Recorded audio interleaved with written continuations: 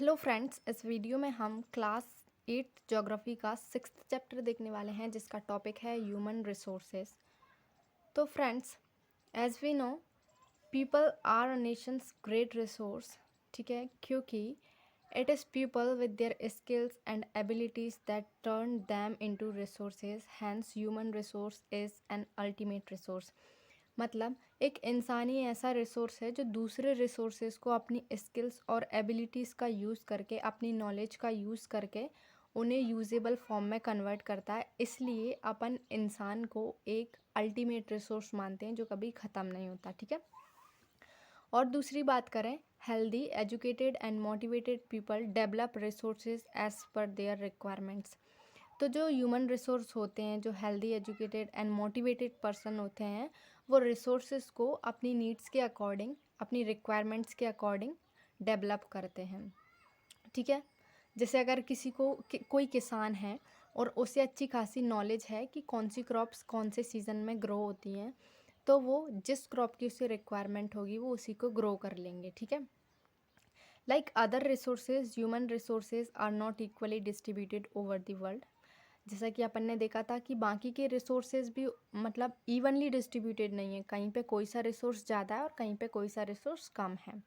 ठीक है। Same humans भी ऐसे ही हैं, कहीं कहीं पे पॉपुलेशन बहुत ज़्यादा है, कहीं कहीं पे पॉपुलेशन बिल्कुल है ही नहीं और कहीं कहीं पे बहुत कम है। तो इसके कुछ फैक्टर्स होते हैं जिन पे ये डिपेंड करता है। फर्स्ट ऑफ ऑल अपन देख लेते हैं कि पॉपुलेशन डिस्ट्रीब्यूशन क्या होता है। तो the pattern of population distribution refers to the way in which people are spread across the surface. मतलब एक ऐसा पैटर्न होता है पॉपुलेशन डिस्ट्रीब्यूशन जिसमें जो इंसान होते हैं वो धरती की एक पर्टिकुलर सरफेस पे स्प्रेड हों, उस पैटर्न को अपन पॉपुलेशन डिस्ट्रीब्यूशन बोलते हैं।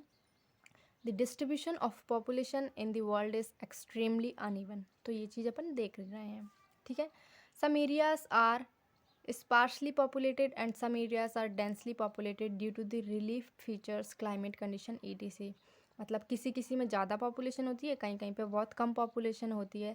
इनके कुछ मतलब रीज़न है, जैसे रिलीफ फीचर्स होते हैं, लाइक माउंटेन्स हैं, प्लेन्स हैं, प्लेट्यूज हैं, इन सब के ऊपर भी डिपेंड करता है। क्लाइमेटिक कंडीशन है, एक्सट्रीमली हॉट है या एक्सट्रीमली कोल्ड है या मॉडरेट टेम्परेचर है, वो सब। Many people are live north of the equator than south of the equator, and almost 3/4 of the world population live in the continents of Asia and Africa। तो friends, ज़्यादातर जो इंसान है ना वो इक्वेटर के नॉर्थ एंड साउथ वाले जो पार्ट है, इक्वेटर के नॉर्थ एंड साउथ के जो आसपास वाला रीजन है वहीं पे रहते हैं, क्योंकि यहाँ पे जो टेम्परेचर होता है वो मॉडरेट होता है, ना ज़्यादा हाई होता है ना ज़्यादा कोल्ड होता है, एक मीडियम टाइप का टेम्परेचर बना रहता है। तो ये यहाँ पे जो कुछ कॉन्टिनेंट्स हैं जैसे एशिया है और अफ्रीका है, यहाँ पे 3/4 ऑफ द वर्ल्ड्स पॉपुलेशन लाई करती है इन सारे रीजन्स में। ठीक है। और अगर अपन देखें तो पॉपुलेशन डेंसिटी क्या होती है, the number of people living in a unit area of earth surface is called population density. मतलब फ्रेंड्स, यूनिट एरिया से मतलब है कोई 1 स्क्वायर किलोमीटर का एरिया हो गया। ठीक है। उसमें कितने नंबर ऑफ पीपल्स रह रहे हैं वो उस प्लेस की पॉपुलेशन डिस्ट्रीब्यूशन या फिर पॉपुलेशन डेंसिटी हो गई। ठीक है। तो जो वर्ल्ड की एवरेज डेंसिटी है फ्रेंड्स, वो है 51 पर्सनस पर स्क्वायर किलोमीटर्स। मतलब 1 स्क्वायर किलोमीटर एरिया में 51 पर्सनस रहते हैं, ये वर्ल्ड का है। ठीक है। The south central Asia has the highest density of the population followed by east and south east Asia. ठीक है। तो सबसे ज़्यादा हाईएस्ट पॉपुलेशन डेंसिटी कहाँ की है, साउथ सेंट्रल एशिया की। ठीक है। उसके बाद में अगर अपन बात करें तो कौन कौन से फैक्टर्स हैं जो पॉपुलेशन डिस्ट्रीब्यूशन को अफेक्ट करते हैं, लाइक क्लाइमेट। तो जो इंसान होते हैं ना वो मॉडरेट क्लाइमेट में रहना पसंद करते हैं, to avoid the extreme climatic conditions like very hot and very cold. तो मतलब एज यू नो, जो डेजर्ट्स होते हैं, cold desert and hot desert, दो टाइप के डेजर्ट्स होते हैं। तो इन डेजर्ट्स में इंसान बहुत कम मिलते हैं क्योंकि यहाँ की जो क्लाइमेटिक कंडीशन होती हैं दे आर वेरी हार्श। तो इंसान ऐसी हार्श क्लाइमेटिक कंडीशंस को अवॉइड करने के लिए जो मॉडरेट क्लाइमेटिक कंडीशंस होती है वहाँ पे रहना पसंद करते हैं। उसके बाद में the next factor is soil, जहाँ पे फर्टाइल सॉइल होती है ताकि मतलब एग्रीकल्चर की जाए, वहाँ पे पॉपुलेशन की डेंसिटी बहुत ज़्यादा होती है।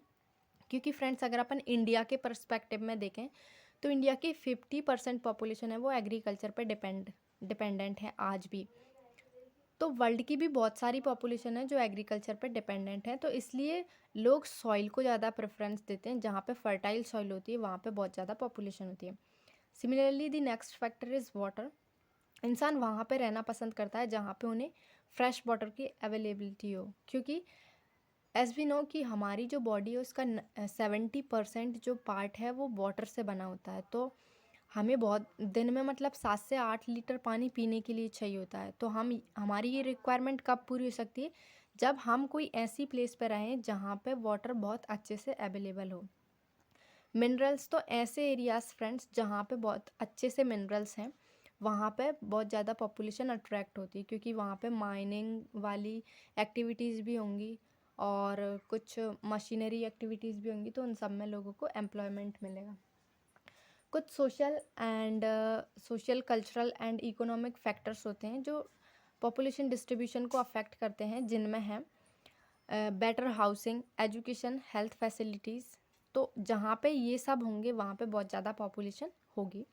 सिमिलरली ऐसी प्लेसेस जो रिलीजियस और कल्चरल सिग्निफिकेंस होता है जहाँ पे, जैसे अगर अपन बात करें लाइक अमरनाथ एंड गिरिराज जी, ये सब ऐसी प्लेसेस हैं जहाँ पे कल्चरल सिग्निफिकेंस है और रिलीजियस प्लेसेस हैं, तो यहाँ पे पीपल बहुत ज़्यादा अट्रैक्ट होते हैं।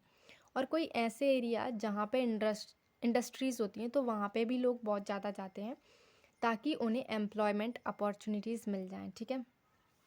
सिमिलरली अगर अपन बात करें पॉपुलेशन चेंज, तो friends the change in the number of population during a specific time is called population change.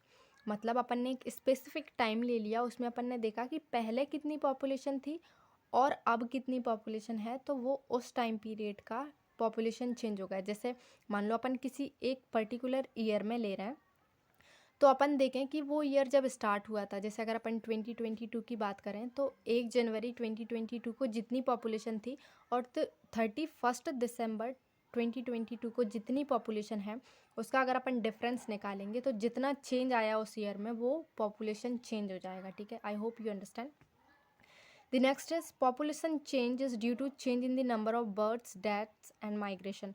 मतलब फ्रेंड्स अगर ज़्यादा बर्थ हो जाएंगी तो पॉपुलेशन इंक्रीज़ हो जाएगी, और अगर ज़्यादा डेथ्स हो जाएंगी तो पॉपुलेशन डिक्रीज़ हो जाएगी, और अगर जितने बर्थ हुए और उतनी डेथ्स हो गई तो पॉपुलेशन स्टेबल रहेगी, ठीक है। और माइग्रेशन भी अफेक्ट करता है। अगर ज़्यादा लोग आ गए किसी एरिया में तो पॉपुलेशन इंक्रीज़ हो जाएगी, और अगर ज़्यादा लोग चले गए तो भी पॉपुलेशन इंक्रीज़ हो जाएगी। तो जो नेक्स्ट टॉपिक है फ्रेंड्स वो पॉपुलेशन चेंज का ही है, नेचुरल ग्रोथ इसी में है। तो नेचुरल ग्रोथ क्या होती है? The difference between the birth rate and death rate of the country. मतलब नेचुरल ग्रोथ ये होती है कि मतलब में जो डेथ हो रही हैं, सॉरी बर्थ हो रहे हैं और जो डेथ्स हो रही हैं उनमें कितना डिफरेंस है, वो नेचुरल ग्रोथ होगी। अब ये नेचुरल ग्रोथ पॉजिटिव भी हो सकती है एंड नेगेटिव भी हो सकती है। पॉजिटिव कैसे? अगर ज़्यादा बर्थ हो गए तो ग्रोथ पॉजिटिव होगी, और अगर ज़्यादा डेथ हो गई तो पॉपुलेशन की जो ग्रोथ होगी वो कम हो जाएगी, ठीक है, मतलब नेगेटिव हो जाएगी। अगर अपन बात करें पैटर्न्स ऑफ पॉपुलेशन चेंज, तो पॉपुलेशन चेंज के पैटर्न्स कैसे होते हैं? जैसे rates of population growth vary across the world. मतलब हर कंट्री में हर प्लेस पे एक जैसे पॉपुलेशन की ग्रोथ नहीं होती, ठीक है। हर जगह पे पॉपुलेशन की ग्रोथ अलग अलग टाइप से होती है। जैसे इंडिया की बात करें, जापान की बात करें, तो यहाँ पे बहुत ज़्यादा डिफरेंस है चाइना और इंडिया। तो फ्रेंड्स इंडिया की जो पॉपुलेशन ग्रोथ है वो बहुत ज़्यादा हाई है, एज वी ऑल्सो नो कि अपन second most populated country of the world है एट प्रेजेंट, ठीक है। अगर नेक्स्ट बात करें the world's total population, however not all countries are experiencing this growth. मतलब में जो वर्ल्ड की टोटल पॉपुलेशन में ग्रोथ हो रही है उसका मतलब ज़रूरी ये नहीं है कि हर कंट्री में पॉपुलेशन की ग्रोथ हो रही हो सकता है कहीं कहीं पे जो ग्रोथ है वो नेगेटिव चली गई हो, लेकिन कहीं कहीं पे ग्रोथ बहुत ज़्यादा हो गई हो, ठीक है। नेक्स्ट अगर अपन बात करें पॉपुलेशन कंपोजिशन का मतलब ये होता है फ्रेंड्स कि उसमें क्या क्या चीज़ें इंक्लूड है। तो पॉपुलेशन कंपोजिशन मतलब इसमें It is the structure of population with various aspects such as sex, age, literacy level and health conditions and occupation and income level. तो ये कुछ एस्पेक्ट्स हैं जिनके थ्रू अपन पॉपुलेशन के कंपोजिशन स्ट्रक्चर निकालते हैं। जैसे कि अगर अपन बात करें तो जो पॉपुलेशन पिरामिड होते हैं, the population composition of a country is described as a population pyramid, और इसे अपन एज एंड सेक्स पिरामिड भी बोलते हैं। ठीक है, as you can see in this picture. तो फ्रेंड्स, ये जो पिरामिड्स होते हैं ये हमें एक साइड में फीमेल और एक साइड में मेल्स, एक तो ये चीज़ बताते हैं, दूसरी ये बताते हैं कि कौन से एज ग्रुप में कितनी पॉपुलेशन है। लाइक जो सबसे लोअर वाला पार्ट है, जो बेस है, वो बर्थ रेट्स को बताता है, और जो मिडिल वाला है जो 14 से और 65 तक का है, वो जो इंडिपेंडेंट पीपल होते हैं, जो वर्किंग पीपल होते हैं, उनको बताता है। और सिमिलरली जो ऊपर वाला होता है, जो 65 से ऊपर 75 प्लस वाला होता है, वो जो बूढ़े लोग होते हैं, जो डिपेंडेंट पॉपुलेशन होती है, उस चीज़ को बताता है। ठीक है, तो ये हो गया पॉपुलेशन पिरामिड। ये सब अपन ने देख लिया। The percentage of total population is subdivided into males and females in each subgroups. मतलब अभी अपन ने देखा कि जो पॉपुलेशन है, एक तो वो एज ग्रुप्स में डिवाइड है, जैसे कि 5 से 9 साल के हो गए, ये हो गए, मतलब जो बर्थ रेट्स वाले पीपल होते हैं उनमें आ गए, और 10 से 14 वाले अलग हो गए, और मतलब 15 से 65 साल के होते हैं, वो वर्किंग एज में आ जाते हैं, और 65 से 75 वाले होते हैं, वो बूढ़े लोग, डिपेंडेंट लोग होते हैं दूसरों के ऊपर। ठीक है, सिमिलरली अगर अपन बात करें तो पॉपुलेशन का सब डिवीज़न मेल्स और फीमेल्स में भी है। ठीक है, और अगर अपन बात करें, the shape of the population pyramid shows the people living in the particular country. मतलब ये पिरामिड अपन को बहुत सारी नॉलेज देता है कि किसी कंट्री में एक पर्टिकुलर एज ग्रुप के कितने पीपल हैं, और उनमें से फीमेल्स कितनी हैं, मेल्स कितने हैं। ठीक है, आई होप आपको ये चीज़ अच्छे से समझ में आई होगी। फ्रेंड्स, अगर अपन बात करें, the population pyramid shows the young dependents. ठीक है, मतलब इसमें अपन को यंग लोगों का भी पता चलता है, और एल्डरली जो लोग जो मतलब 65 से ज़्यादा साल के हैं, जो मतलब देखो, एक तो जो लोग 15 से नीचे के हैं और जो लोग 65 से ऊपर के हैं, वो सभी डिपेंडेंट होते हैं, जो वर्किंग पॉपुलेशन होती है। जैसे कि अपनी फैमिली होती है, फैमिली में फादर कमाते हैं, और जो बच्चे होते हैं 15 से नीचे के जनरली, और जो अपने दादा दादी होते हैं, वो सब जो फादर की इनकम होती है उसी के ऊपर डिपेंड होते हैं। ठीक है, अगर अपन बात करें तो जैसा अपन ने देखा था सभी कंट्रीज़ में एक जैसी ग्रोथ नहीं होती, तो यहाँ पे कुछ जापान और इन सब के अगर पिरामिड को देखें, तो जापान का देखें तो यहाँ का जो बेस है वो बहुत ज़्यादा नैरो है। इसका मतलब ये है कि यहाँ पे लो बर्थ रेट्स हैं। ठीक है, इसकी वजह से इसका बेस नैरो हो गया। और यहाँ पे ऊपर देखें तो जो ऊपर सबसे ऊपर जो मतलब बूढ़े लोगों वाला कंपोजिशन है, अगर उसे देखें ओल्ड एज वालों का, तो वो बहुत नैरो है। इसका मतलब ये है कि डेथ रेट्स भी बहुत कम है। ठीक है, डेथ रेट्स भी बहुत कम है। तो इसका मतलब जो ऊपर वाले जो ओल्ड एज वाले इंसान हैं, वो जो वर्किंग पीपल हैं, उनके ऊपर बहुत ज़्यादा मतलब बहुत ज़्यादा डिपेंडेंसी हो जाएगी ना। अगर लोगों की डेथ ही नहीं हो रही, डेथ रेट कम हो गई, तो ऑब्वियसली ओल्ड एज पॉपुलेशन बढ़ेगी, और जो वर्किंग पॉपुलेशन है उसके ऊपर थोड़ा प्रेशर होगा। ऐसा माना जाता है कि इस चीज़ का ये एक नेगेटिव इम्पैक्ट है कि जो लो बर्थ रेट वाली कंट्रीज़ हैं उन्हें ये प्रॉब्लम फेस करनी पड़ेगी। अगर फ्रेंड्स अपन इंडिया का देखें तो इंडिया की बर्थ रेट भी हाई है, एंड जो डेथ रेट है वो भी मतलब हाई मान लो, इतनी ज़्यादा हाई भी नहीं है लेकिन है। और जो वर्किंग पॉपुलेशन है वो भी मीडियम टाइप की है, इतनी ज़्यादा वर्किंग पॉपुलेशन नहीं है। और जो पॉपुलेशन लाइक केन्या, अगर केन्या का देखें तो फ्रेंड्स उनकी बर्थ रेट भी बहुत हाई है, और उनकी डेथ रेट भी बहुत ज़्यादा हाई है। इसकी वजह से जो वर्किंग पॉपुलेशन होती है उन सब में बहुत बैलेंस बन जाता है। ठीक है, यहाँ पे जो बर्थ रेट होती है वो बहुत इंक्रीजिंग बर्थ रेट है, मतलब रैपिडली इंक्रीज़ हो रही, इंडिया में भी इंक्रीज़ हो रही, बट वो थोड़ी कम हो रही। और जो जापान है वहाँ पे जो बर्थ रेट है वो स्टेबल हो चुकी है। ठीक है, जो डेवलप्ड कंट्रीज़ हैं ऑब्वियसली उनमें जो पॉपुलेशन ग्रोथ है वो स्टेबल हो चुकी है, मतलब ज़्यादा बढ़ नहीं रही है। बर्थ तो हो रहे हैं, लेकिन डेथ भी हो रही हैं, लेकिन बर्थ कम हो रहे हैं। ठीक है, okay friends, so with this we have come to an end of this chapter. See you soon in the next video. Until then, keep study and thank you for watching.